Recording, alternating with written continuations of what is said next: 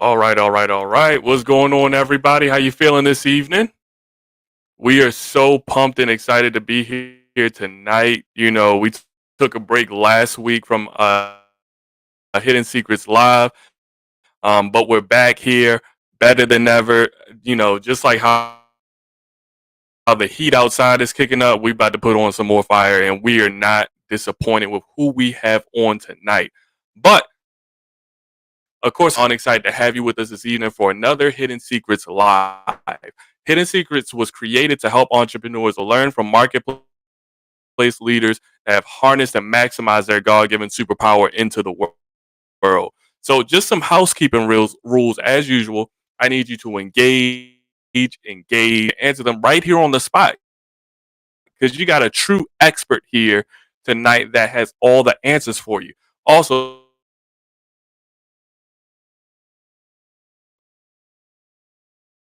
so make sure that you like, comment, and subscribe and start up.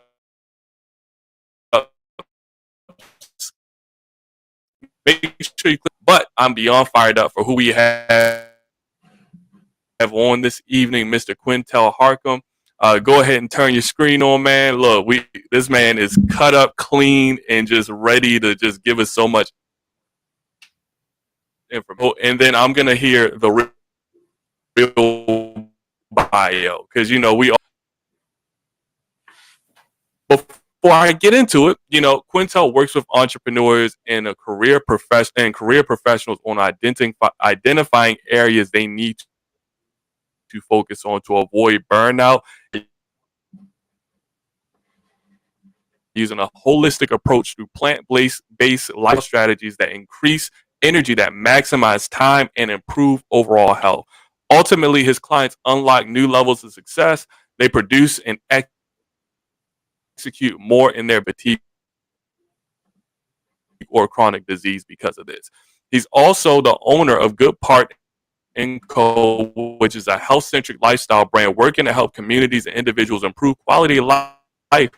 Starting from the inside, Juice Bar is a resource for plant-based food alternatives that help optimize body for nutrition, performance, and of course, longevity. Convenience and time are major obstacles for most people, especially entrepreneurs, seeking out high quality, quick service items like fresh end of the hour here. And I'm gonna go ahead and get out the way, man, because first thing I want you to do is I just want you to break down, you have all these amazing accolades, but I want to know who you are, and the people want to know who you are as an individual. So tell us, just take us down memory lane. Who is Quintel Harcum, and what does he stand for? What are his values? Well, first I'd like to say thanks, Justin. I really appreciate you having me on the platform here. I'm excited to talk about business. I don't get to talk about it often because I'm always working in it. So I'm just really excited to be here to share.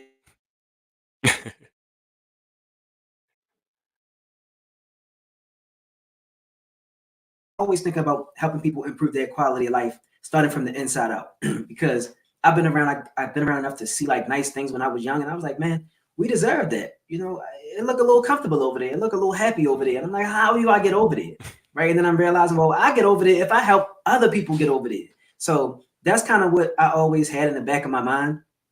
Even as a young person, and the way I was going about doing it was, helping people with, we playing basketball. I'm trying to get the assist, or we go to class. I'm like, yo, did you do your homework? Or yo, here go copy I got some extra pencils, type of thing, right? That's to whatever extent I was at that age, that was improving people's quality of life. But I've been doing that since a kid. I grew up in East Baltimore. I went to school in my neighborhood, and I was blessed enough to have an aunt who was a teacher. And because she was a teacher, I got to see the teacher's manual, and that kind of accelerated me through the learning process. And I was a bit decent in school, so I was able to go to like gifted and talented classes when I was young, and then like advanced academic into middle school and things like that. I graduated from Baltimore City College High School. You already know what it is, right? And then I Yes, went sir. on to City Lincoln Valley. University. Yep. So I went on to Lincoln University, HBCU, the first historically black college, and I graduated from Lincoln with a degree in philosophy. And after that, I didn't know what to do, because who knows what to do with a degree in philosophy. There's no real career path for that. So I just was kind of just not wandering, but it was tough. I had a lot of different odd jobs. I didn't know what to do. And then one of my friends, actually my ex-girlfriend, her mom gave me a job at the company that she worked at. And so that's when I got my first salary, and it felt really good. And right before that happened, my friends and I actually started a business. Because like I said, I'm trying to figure out ways to help other people have fun. So my friends and I started a nightlife promotion firm, and that was the first real business I had outside of just like side hustles and little things in school. But that was the first business we had. It was called Schoolyard Entertainment. We did a really excellent job. We was probably the best nightlife group. I had no problem with saying that. For our run, we really killed it. Like we really turned it up in the mid 2000s, and so that really cut my teeth in entrepreneurship. We was able to get sponsorships with like Jack Daniels, and I got to meet Dame Dash, and we had Armadale sponsorship. Like so, that really made me. It helped. It allowed me to get on a place where I can look up and see that it was even more attainable to get over there to the other side that I said look so comfortable. And then from there, I just been doing other businesses, trying to figure out what my niche is. And in 2018, I doubled down on the whole improving the quality of life from the inside out, from a health perspective, because I spent so many years in the nightlife scene, staying up late, eating late, drinking late, wrecking my brain, trying to just figure out how we gonna get on, how we gonna make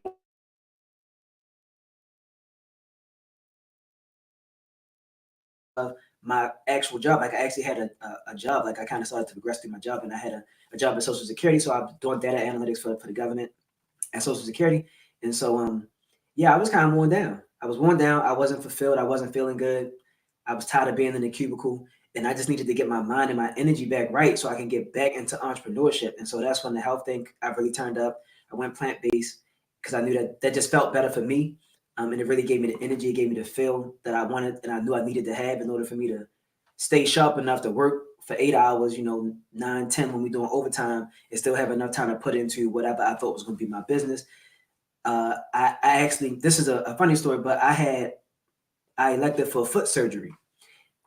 The foot surgery was on my right foot, so I was able to get a doctor note to say I don't have to go to work. And at this time, we weren't working remote, so I did not have to go to work. I had so much time because I'm like my work. I was just a worker bee, so I had so much leave time that I was able to stay out of work for 3 months and still get paid. I was like, what a blessing. But I was like, I'm Oh not gonna wow. sit. I'm not gonna sit and just chill all this time. I'm gonna start figuring out this business thing. And so I had like I said, some other business in between. I was like, I'm gonna shut all those joints down. I'm gonna focus on the one thing that I feel works and resonates best with me, and that was in the health space. So I studied to become a certified holistic nutritionist, and I just knew I'm gonna open a juice bar. I ain't know how, but I was like, I'm gonna open a juice bar. It just hit me one day when I was in a party, and I was like, I'm gonna open the juice bar. Mind you, I'm drinking it's a brunch party. I'm drinking, and in my mind, I'm like, I'm gonna cut this alcohol thing out. It's not sustainable. It's not sustainable. I'm gonna go and do this juice bar. And so during that 3 months, I studied. I studied to be a nutritionist. I studied what the landscape was for juice bars and health and wellness. And I started working on a business plan. By the time I got back to work, I was so tuned out. I was clocked out.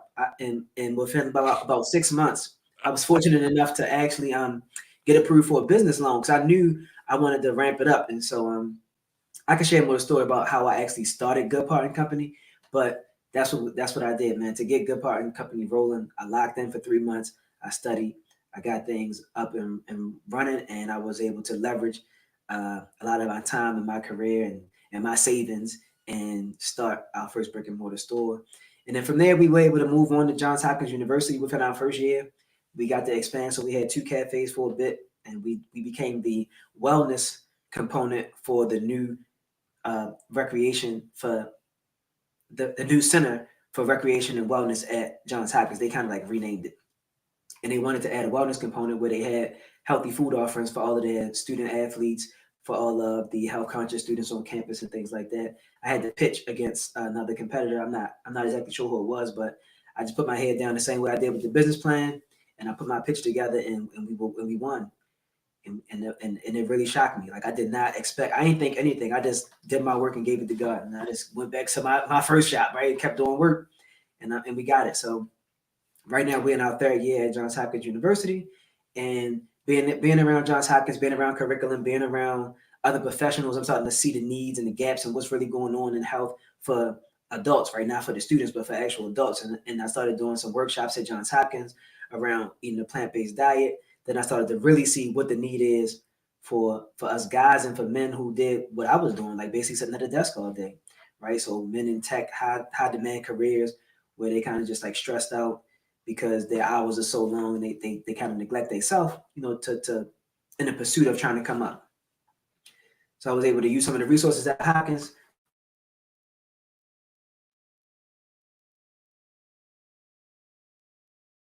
where the coaching come in. Just to go back real quick though, when I became a nutritionist, I had to take clients for coaching. So it wasn't like a totally foreign idea, but I was able to understand how I could add layering coaching on top of having the actual storefront and juice bar. So that's kind of a quick run through. I think that was I hope that was helpful. Man, listen. So I got at least, without exaggeration, 7 questions from the very beginning of that story all the way up until the very first thing is that, and I feel like a lot of people experience this. They go through that discovery phase in their early 20s, right? Where Mhm. you guys, you got your psychology degree, psychology or philosophy. Philosophy. Okay, gotcha. Yeah, so you got your philosophy degree, had no idea what you wanted to do, but you were able to partner up with these individuals and start to have one of the biggest promotion companies out there, which is amazing. I don't even want to go down that road, but I am curious. What do you think led to the success of that brand specifically? And then we'll get back into the health space. Yeah, look, I did the science on it, right? So I was trying to figure out how to get back in that space. So it was what do they call it? A perfect storm when you have like three components come together where it's hard to duplicate. So the first thing was we were fresh out of college. Everybody was 22, 22, 21 through 23. Me and all my partners. And at the time, all of the nightlife was either college parties or that 25 or 30 and over crowd, right? They literally promoted parties as just 30 and over. So we like, well, we don't know where to go. We don't fit in with the 30 and over because we just look young, or you know what I mean, we not mature enough to really hit that set. But we outgrew this whole 18 and over, this that wasn't the vibe. We had a little bit of disposable income. We all had our first little salaries and stuff. So that was the first part. We actually solved a problem for a bunch of people our age. That's what business is built on, solving problems. So we solved that problem first, like, we need a place to go party. All our friends our age, they need a place to go party. So that's the first thing. We had a market. The second thing was we had an exclusive venue that most people never been to, which at the time was Red Maple. So rest his soul, Mark Baltimore, he was doing a party at Red Maple called Soul Candy. He had the sexiest, coolest flyer. It was like, back in the day, we used to do like the print out flyers and it was all like naked girls, but his joints was like so tasteful. And Mark was older than us. So he was already doing the joint. And we grew up in Baltimore, so we know it's not a lot of venues for us, not a lot of places for Black people to go to have fun or to do business. So they was giving us the night, they was giving us the off-brand night. So we couldn't get a Friday at a club. We thought that would be the best night. Or a Saturday at the club. And he was like, no, we got Sundays open. So we was like, we looked at each other like, we're gonna make it do what it do. I don't care if I gotta go work Monday. So we was like, we gonna figure this joint out. So we went to Soul Candy.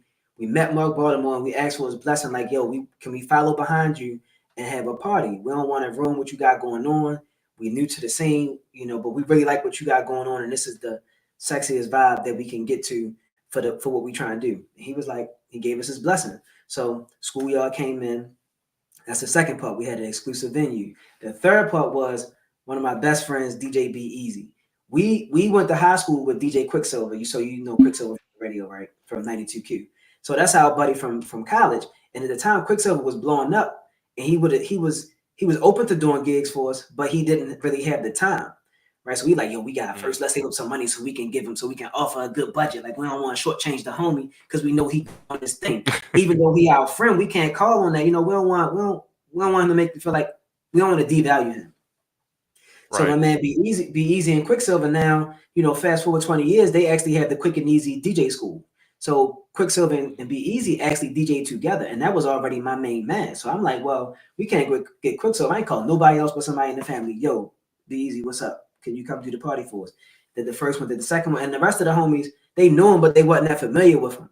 So that was the third part of the perfect storm, where we just had the best DJ. He just was so in tune with how the crowd was moving and how to get the girls to get to the bar before 10 and hype the people up and drop the right song at the right time. And like Lil Wayne was going crazy, Fat Joe Make It Rain, like all the music, Soul Child, like he had the perfect set for every moment in the party. So we had the right market, the right venue, and the right music. And so that's how we became so successful with Schoolyard Entertainment. Yeah, man, that's really dope. So basically what I heard is you guys found a gap in the market, actually partying during the time, and then you were able to curate the right relationships to maximize on that entire experience. So that's really dope, man. The actual space that you're in now. And one thing that I love about what you said is that you actually had to go through certifications and training. A lot of times people jump into business with just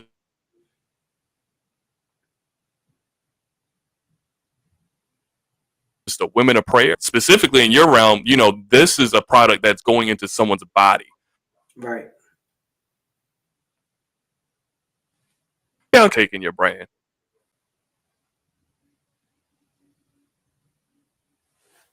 You broke up for a second. Did you ask a question?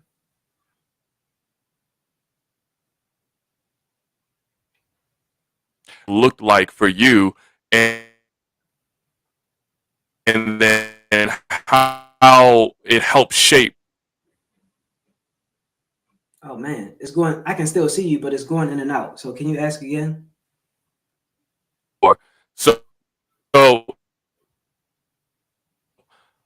through the certification process, what Mhm. did you take in your brand? Shoot, the middle person said through the certification process. Then what?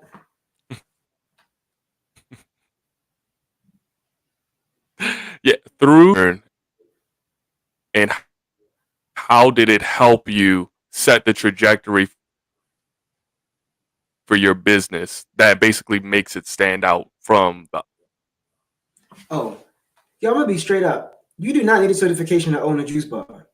No, you really don't. Like I just was into it because it was my lifestyle.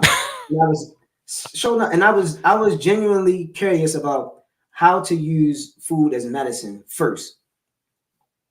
But I also know that I'm gonna be in the juice bar, and people gonna ask me so many questions about stuff, and I wanted more confidence in being able to talk about the food, about the how to use it. I'm not a doctor, but I wanted to have some level of education around it, right? And I kind of use that education to build the menu. So that's what kind of helped it stand out. I definitely brought different. I was bringing different ingredients to the market. So like for example, blue spirulina that wasn't popping like that in juice bars, not in Baltimore. Sea moss, we opened during the pandemic. Sea moss took off. It went crazy popular. Like it was a wild trend. But I understood what CMOS did. I understood the value as an ingredient, so we would have that on our menu.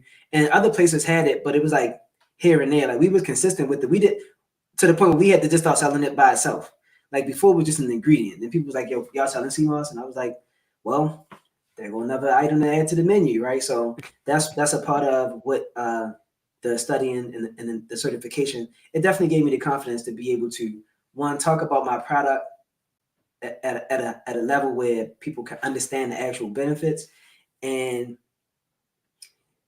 it helped me understand how to engage with people around health, because health is very can be very sensitive, right? So it's the most personal thing you have is your health. So having to coach clients before I actually got certified is new for me because I'm a bit of an introvert, so I'm not trying to spend that much time in other people's face for a long time. But I had to do it, and I wanted to win, so I'm gonna do what I got to do. So I had to get 2 to 3 clients or something before and like submit their whole meal plans and give real results. So I was able to submit that. So it helped me understand how to engage people, how to meet people where they are. And then I took that and actually implemented it into my employee handbook. Like if you're gonna come work for Good Part and Company, you got to understand that everybody that walk in the door, they may not know what this is or what that is. Don't turn your face up at them. Don't act like that like they dummies. No, we gotta talk to them. We gotta talk to them, meet them where they at. Because for real, you might not know everything that's on this menu.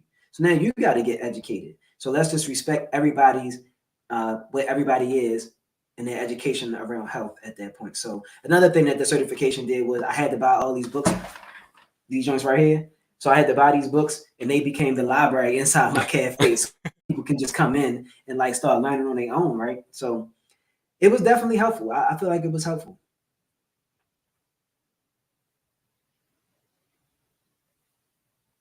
this stuff specifically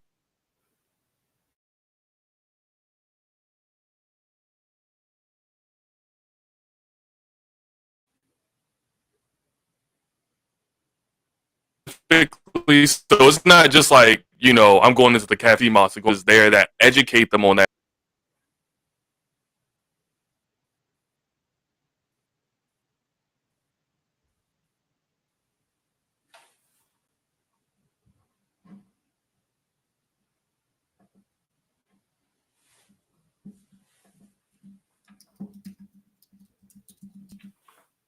Were you able to get the question, or is my You sound you service sound good. bad? You sound good now. Can you repeat it, please? Yeah, so what I was saying was is that I that it wasn't just necessarily a juice bar, and sit down and actually learn about the different like forms of nutrition and how to basically add value to what they're putting in the inside of them through like some of the books and stuff that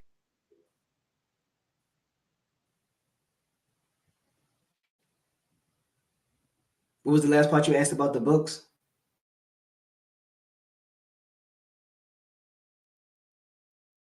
you actually store the books at the cafe for them to be able to learn more as far as like nutrition and everything? Oh yeah, for sure, yeah, definitely. So let me see. I think I still got it. I think I got it in here. Excuse me for turning my back. I don't think it was. I don't think it's in this one, but I'm we. You're good. It got to be in one of these. So you see what it say on the back right here? Zoom in. Property of. Oh man. Oh, here we go. I think zoom. Well, anyway, this is a sticker. I think it's getting there. Well, on this sticker right here, it says property of Good Part and Company. So we really set it up like it was a library. So we just had a bunch of books stored in there. So they would come in, get an acai bowl, get a bagel or whatever. So we had like vegan bagel sandwiches and things like that.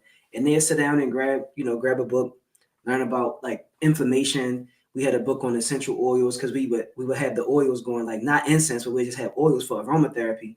Because the good thing about brick and mortar and retail is that, and why people love it so much, even though it's a tough business model, is that it's multi-sensory. Like, so you can walk up on it, you can see it, you can feel whatever product you buy. If you playing the right music, you got the vibe set. If you got the oils burning, you Abercrombie and Fitch, you got a signature cologne right for your store. They can smell your store, right? And it's like all the senses. I'm missing a sense. I don't know what it is, but taste. So it's food and beverage. So you engage all five senses, and that's why people love the idea of having a restaurant or cafe so much. Like it's multi-sensory. So we just added another layer with the education with the books, right? So now we can stimulate the actual mind along with all of the other five senses. Yeah, man. No, that's definitely awesome. And so, like, that's beautiful to be able to engage in all five senses because, some people just get like, I think about when people shop online, there are only but so many things. You can hear it and you can see it, right? But like how Right. you said, when you have a brick and mortar, you actually get to engage with every single sense that somebody has. And that's almost like the secret to success in creating a full blown experience because now I can feel it, Mm-hmm. I can hear it, I can touch it, I can smell it, I can taste it. And then it just completes the whole paradigm. So that's incredible, man. And so I know that you said that Johns Hopkins actually started making you host workshops around this. And I'm assuming that's how it ended up transitioning into Harkham's holistic in the consulting space, even though you said you're a little bit of an introvert. So what did that look like and how did that end up evolving? Well, no, I elected to do the workshops because I was just looking for something else to get myself into. I'm gonna tell you this what it really was, right? All right, boom. I was doing IG live like every week. I started a podcast, so I got a Good Part Company podcast. I fell off on that because the man's picked up at the shop, and I was just like too tired to.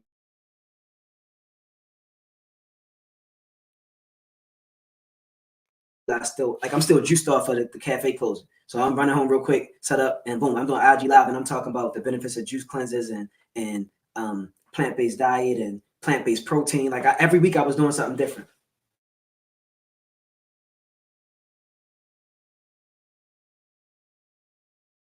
And the one of the cons was that because it's not a storefront, it's not a street level storefront.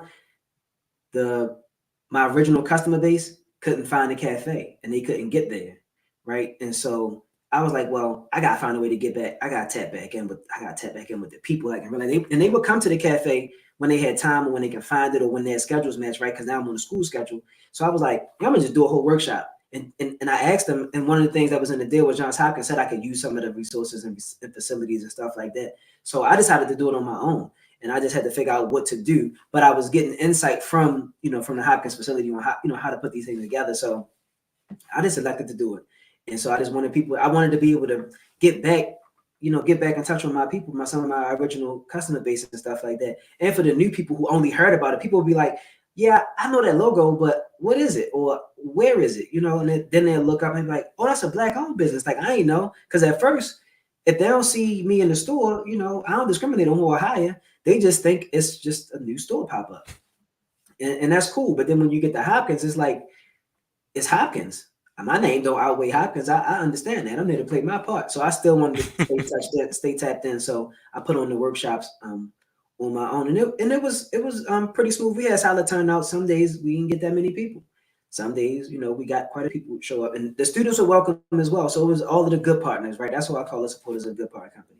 So all of the good partners was welcome. I was putting together master classes on plant-based health, and we did an ebook. We did a couple ebooks, right? Ebooks on juice, ebooks on smoothies.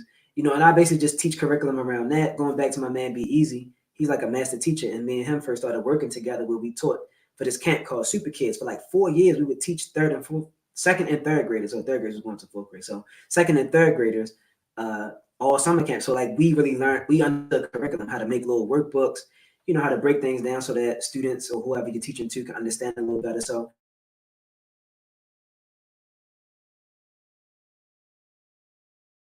is the classes weren't so big that it was intimidating because like you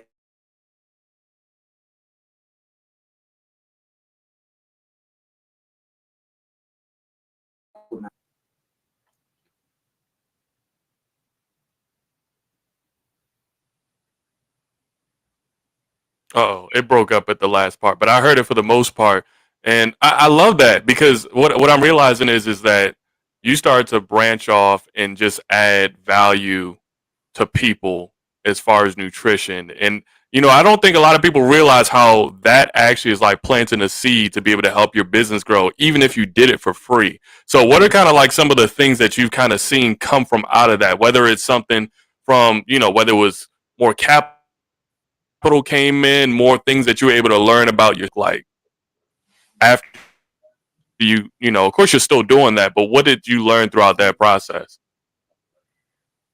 well, it helped me learn how to communicate much better. It helped me understand how to be more responsible I'm sorry, more responsive, like being able to speak directly to people when they ask questions about some health stuff, right? You don't got that much time to prepare when somebody like, yeah, but I don't like how this tastes, and where can I buy this from? Like, you got to be able to respond to that, and then and you manage personalities and things like that, like in real life. On the business front, right? The workshops was free, and the smoothies came with it, right? I'm giving out coffee, like I'm giving it everything I had. Justin, we was giving everything. We was whipping up smoothies right before it starts, so the smoothies be a little bit cold by the time they get in. So like we giving it everything we got. So it turned into a couple sales because I got a couple clients on for plant-based coaching. But what it turned into, the biggest thing it turned into was more IP with inside of my business. So now I own slide decks, presentations that I can give. I can show up anywhere and talk about these things. And then again, I had to do it a couple times, so I got to make the slide. Like the first joint, a lady got up and left, and I was like, "That's never a good sign."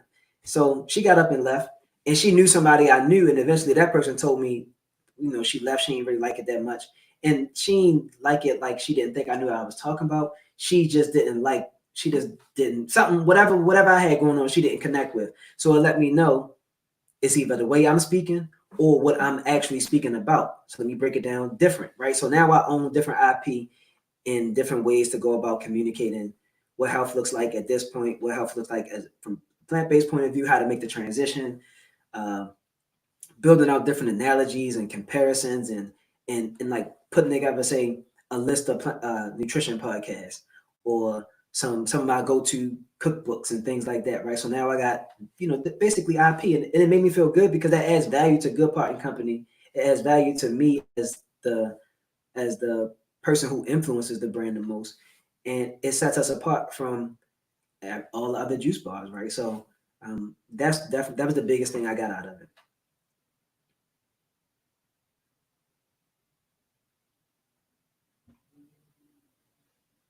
All right, there we go. Yeah, no, that's incredible, man. Because I literally cannot think of all the different cafes that I've been to. Whether it's a tea company, whether it's a juice bar, I've never heard of somebody providing that level of experience. It's always been, of course, the product is the product. That's the main thing, right? You're making sure that they're intaking something that's important for their body. But I always feel like the value comes in the why you do something, right? Because once you're able to incorporate why somebody does something, it'll become a lifestyle. And so now that you've kind of gotten to the point where the juice bar is up and running, you're starting to get inclined about specifically what does it look like for somebody to actually go through the journey with you of basically valuing their overall health journey and wellness from a nutritional perspective? And is it just nutritional when they go through that coaching process? So originally it was just nutrition, and that was cool. And I felt like I wasn't fulfilled. Like I felt like I was leaving something, like I wasn't leaving it all on the court, right? And then also along with that, this is just real. When it comes to like coaching and when you're working directly with people, they if they don't have enough, that they're not going to, like you said, if they don't have a why, if they don't,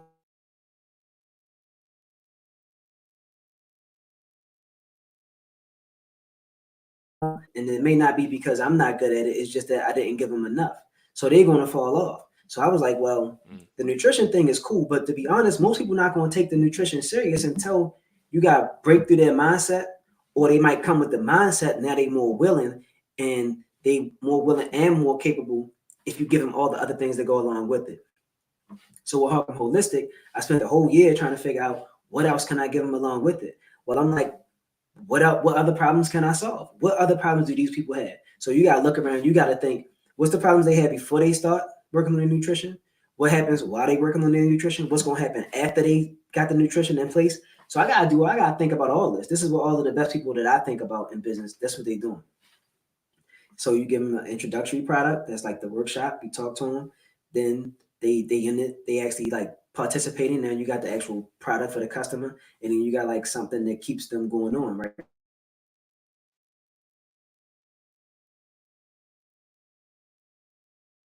Get out how to set up Harcum Holistic.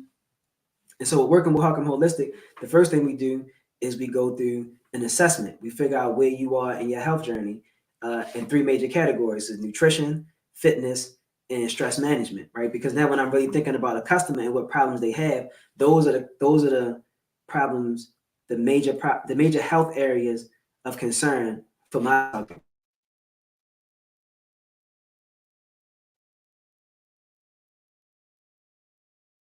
people who are interested in my courses were women, and it was natural fit. Like more women are interested in being plant based than men, but I can't speak to the lifestyle experience of women as well. I can help them through the nutrition, and maybe that's why I felt like I was leaving something on the table, because I'm not giving them everything they need, because they still got to go figure out how to maintain this whole nutrition thing in their lives. So I was like, I'll focus more on men and how they get down, because I can speak. I lived it, right? So I'm thinking about the main problems: nutrition, fitness, stress, man. That's the first thing we do. Assessment: where you at with it, and what's your goal. Then we do a customization. We go through a customization period where we put together we personalize the plan. So it's assessment, customization, and then the last part is the implementation and support.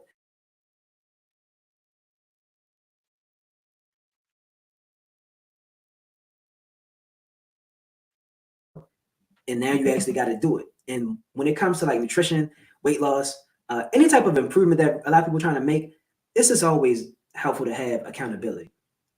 A lot of times that's what people really, really want and really need. And I'm just the person for it. I'm on your heels. I'm sending you the text message in the morning. I'm sending you the email. I'm reminding you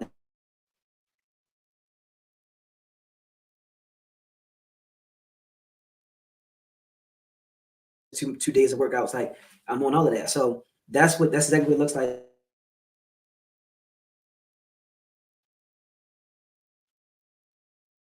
And yeah, those three steps are simple. It may not be easy, but it's simple. And we just gonna walk. We gonna walk through it, and we gonna walk down our goals.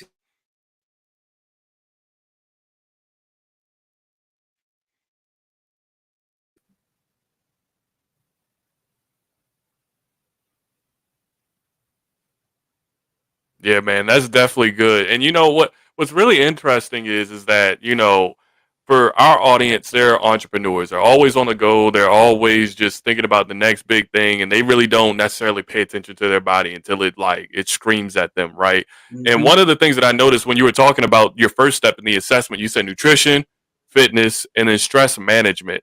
Now, I don't think a lot of people account for the stress management when they're actually going through the process of like I think about entrepreneurs being ambitious, Yeah. right? We all like possibilities out there, but we don't really quantify what stress will be able to, what stress will be bearing with that. Hmm. And so, what does it look like when you're going through understanding their stress management, and what are some of those key components that you use to be able to intertwine it with their fitness and their nutrition and all those different things? So stress management. So being stressed is the.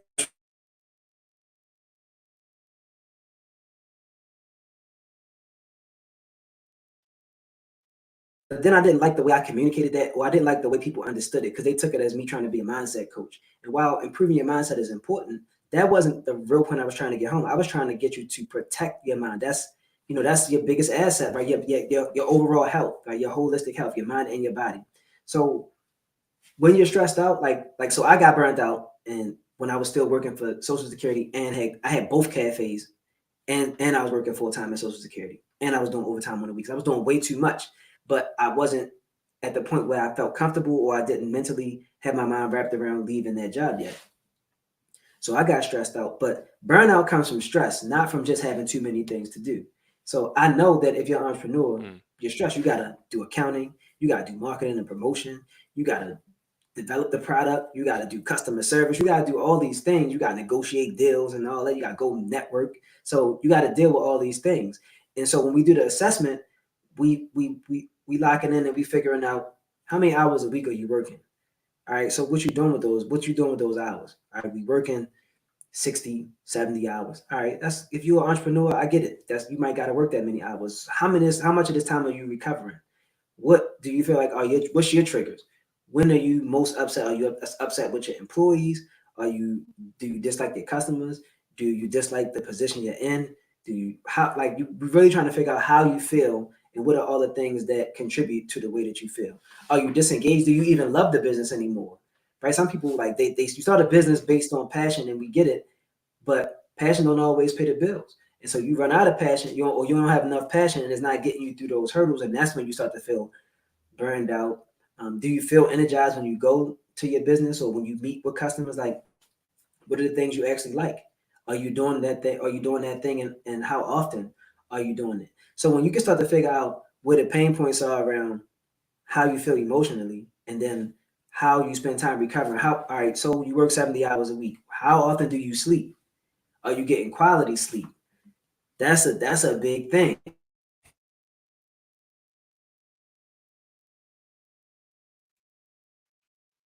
on both ends, right? So I understand hustle culture. We're gonna do what we gotta do. We're gonna stay up for a couple of days every once in a while. You gotta stay up late. We're not gonna get that for 8 hours. When you got a business, that I ain't seen 8 hours Yep. in a long time. And most entrepreneurs don't. So I understand that. I'm empathetic, and then I'm gonna help them figure that out. But we gotta figure out we gotta get you some more sleep. You gotta start getting in, at least take some naps, right? Or it's a thing called NSDR. So it's non-sleep deep rest. It's very similar to yoga nidra. Some people think of it like meditation, but it's really where you like kind of focus on one thing and practice a certain type of, and breathe, and it realigns you and gets you back focused, right? And get you back energized. And it's not exactly like meditation, and it's not taking a nap, right? So non-sleep deep rest. Like so, strategies like that. When do you have a downtime in your day where you can just go for a walk? Are you getting any sun? Are you in front of your laptop all the time? These things add up, and we think it's just our routine of the day, but it's really look like stress. Because if you got blue light in your eyes until 12:30 p.m., 12:30 a.m., your brain ain't turned off. Not to mention if you ain't making enough money in the business, so like that's all stress. And you think it's all good because you can unlock the door and go into your cafe. I'm talking to myself now. I go and open up the door, but when I go to sit down, I'm hiding in the back because I don't really want to talk to no customers. So y'all literally built the whole wall like Trump. I built a wall in the cafe. They can't come past that wall, yo. Oh Don't my gosh. I built the wall. We had too much space, so to make better use of the space, I was like, well, if we block this off, we'll have more storage. Now it's more return on the money. But I really got that wall to protect me from having to engage with the people to the point where I'm like, yo, hit me on the little walkie-talkie on the phone joint. Like, I don't want that's burnout. That's stress. I'm trying to make sure people don't gotta feel like that.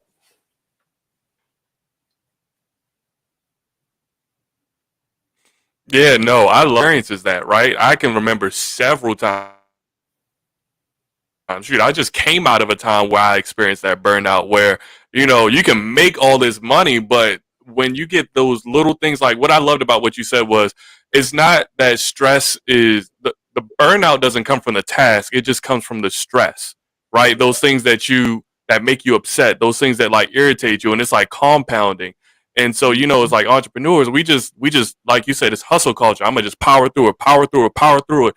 But then there's a burnout that comes along with that, because when you do something long enough that you just actually, it really gets under your skin, not only does it give you a mental irritation, but it probably shows communicate with people. Like we had somebody on, Lanita, communication expert, Mm-hmm. and she was talking about how the stress is triggered and it gives a physical experience Mm. to your body, adversity, whether it's actually directly from illnesses or just from a mental perspective. You're being a coach.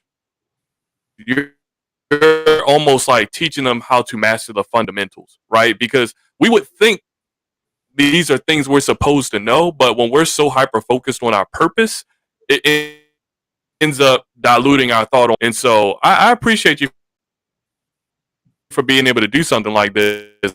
And in that DR,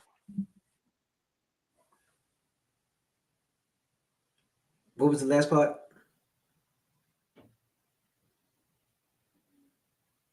oh, I was just basically saying that that was the first time I ever heard of NSDR. But, Oh yeah. since we're starting to kind of get close towards the end of this, I always like what I like to call the hidden secret, hence why it's called hidden secrets, is that we all start our business. We have certain assumptions, certain things that we feel like we knew that, everything was going to work out this way.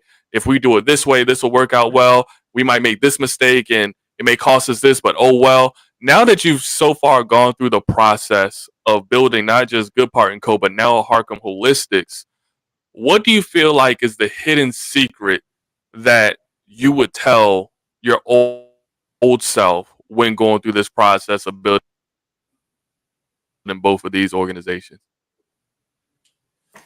Well, is it okay if I give a couple secrets? Oh, as many as you got. I'm pretty sure they're taking notes. Okay. So first thing I would do, I would write a list of business ideas, right? And then I Hmm. would probably test them. So I follow my directions for the most part when I started. Like I literally just had pop-up shops in my apartment for proof of concept. Because I'm like, if nobody's trying to come buy this and it tastes bad, it's a bad product, this ain't a good business for me. Right. So that's the first thing. Go through the Right. list, like 10 ideas. Because the thing is with business, like you gotta make sales. Just because you're passionate about it, it doesn't mean that it's going to make sales. You have to solve somebody's problem in order for your business to succeed. So you want to figure out which one of those things, which one of those ideas on that list are you best equipped to put together any kind of plays to solve people's problems, like to execute that idea.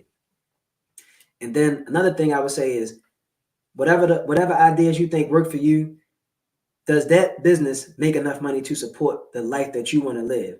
When I started Good Part and Company, I was starting the business because I just wanted to be an entrepreneur and I wanted to have the freedom and I wanted to get back to being creative and supporting people in their quality of life. But I never thought about I just like if I can make enough money to replace the salary I had, then I'm good. But that's not how you need to be thinking about doing your business. You need to be thinking about the absolute what's the ultimate vision, right? So because if you're not happy, it's going to show in your business.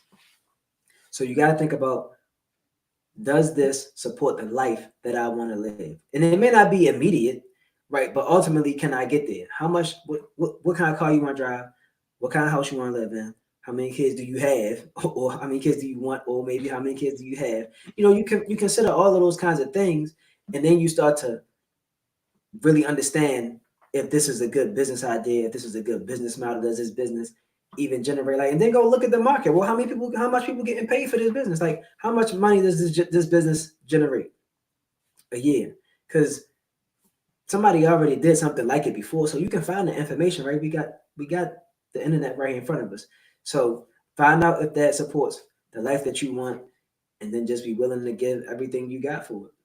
Like that's not a secret. I'm sure everybody knows that, but a lot of people may not have thought about um, if the business actually supports their life. And then also, entrepreneurship can start with one person, but good business is a team sport. Like if you really gotta have, you need help. You need help. Before I even started Good Parting Company, I hired a coach. Like I wrote that into the business.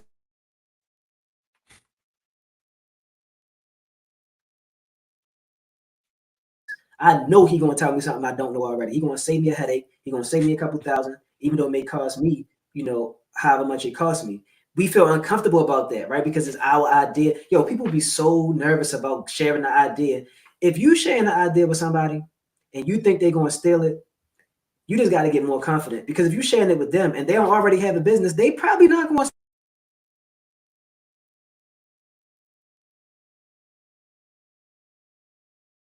You might have to ask for help, and you're gonna have to ask up. If that person take your idea, it just mean it probably wasn't the best idea for you. But don't be, that's a secret. Don't be scared and nervous about asking for help, and talking about the idea. And then of course you want to talk about it with the right people. You don't want to talk about it with toxic people, but don't move with fear. No fear, no lack. Right? That's not how we doing it. So uh, I would say definitely get help. Get some kind of consultation from somebody who already has experience in that business. It's really helpful. You don't have to go it alone. Get a team, get some coaching, get a mentor or something like that.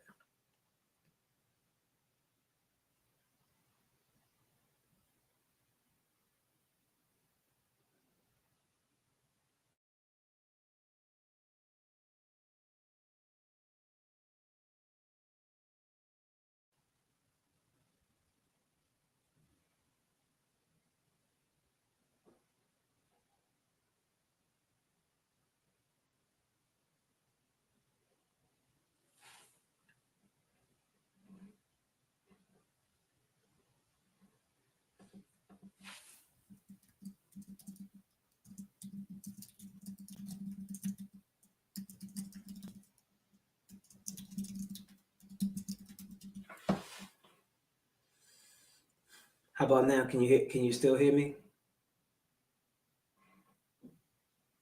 Mm, maybe not.